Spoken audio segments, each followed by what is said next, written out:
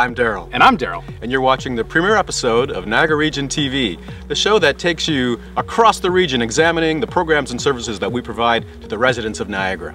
In this episode, we'll take you to the Burgoyne Bridge, where Jason Marr, project manager, is managing one of the largest infrastructure projects in the region's history.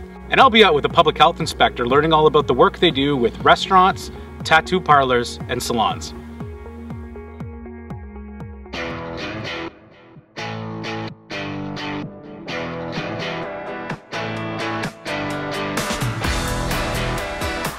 I'm here in St. Catharines at the site of the Burgoyne Bridge replacement project, the largest infrastructure project in Niagara Region's history, and I'm joined by Jason Marr, project manager, the man responsible for ensuring this bridge gets built on time and on budget. Jason, welcome to the show.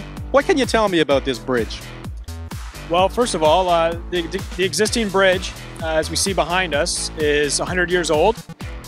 Next year it'll be its 100th year anniversary. What stage of construction are we at right now, and when is it going to be completed? Well, the bridge right now is scheduled to be completed at the end of 2016. We have experienced some delays at the start of the project with the deep foundation work. As you can see behind me now, the project is starting to take shape, scheduled to start launching girders, and that's when you'll see the real first half of the bridge be put in place. This bridge, of course, in St. Catharines, is the city a partner in this project? Yes, that's correct. We've got several partners on this project. We did receive funding for the project from the federal government and from the province for 1/3 each on the bridge project itself. The region is contributing the final third. We also, though, the city of St. Catharines is a major stakeholder, and they have been involved with the project since day one, and they are also a cost sharing partner in the project. There's a certain feel one has when crossing this bridge. How was that going to compare to the new structure? Well, there's going to be some improvements for people traveling across the new bridge, obviously. The new bridge is going to be basically two separate structures that act independently. Each structure will have an 8-foot wide sidewalk, a 1.5 meter dedicated cyclist lane, your traveled portion, and then a half a meter inside shoulder on the structure. So people walking across the bridge it'll feel a lot more open, and we believe it'll make them feel a lot more safe on the bridge, as well as for cyclists traveling across the structure. They're going to have more room, definitely. Sounds like a great improvement over the existing. So Jason, thanks very much for your time. Really appreciate it.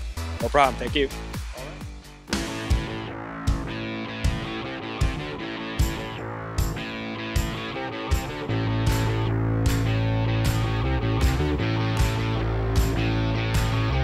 Anthony, can you start by running us through a typical inspection of a restaurant?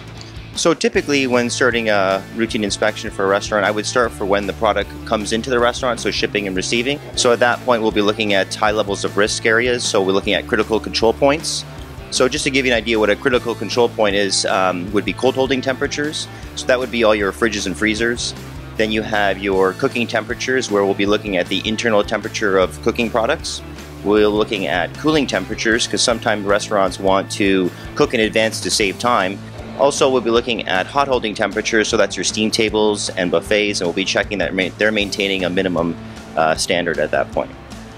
From that, we're looking at most of the equipment in the restaurant, the overall cleanliness and general sanitation of the premise, and then after that we'll be doing an extensive look at the food handling and preparation that's done by staff in the kitchen to prevent any cross-contamination.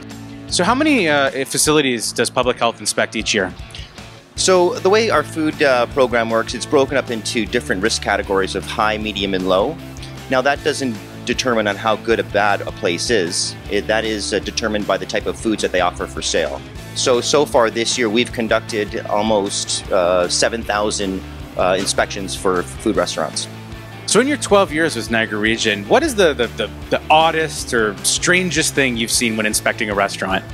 I think I probably would be here all day if I could tell you all the stories that I had, but I think that one that comes to mind is when I first started is I was inspecting a food premise, and usually at the end of my inspection I would go and do the public bathrooms. So as I'm washing my hands, I heard a little noise behind me. I look up in the mirror and there's a woman coming out of the bathroom stall holding a large pot roast. obviously alarms are going off, but then I thought to myself, am I in the woman's bathroom? So I go back out and look, I am in the men's bathroom, and I go back in, I open up the one stall and it's just a toilet, and thinking, why would she have the roast in the bathroom with her? I go to the next stall and I open it up again, and it's just a hole in the ground where the toilet should have been.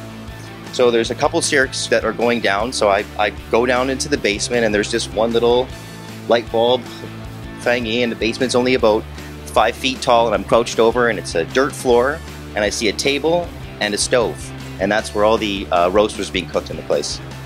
Unbelievable, folks. Keeping Niagara safe. We hope you've enjoyed this premiere edition of Niagara Region TV, and we look forward to bringing you more episodes in the future. If you have any ideas for future episodes of NRTV, make sure you email us at one of these addresses below. Thanks for watching. I'm Darrell. And I'm Darrell. Good night.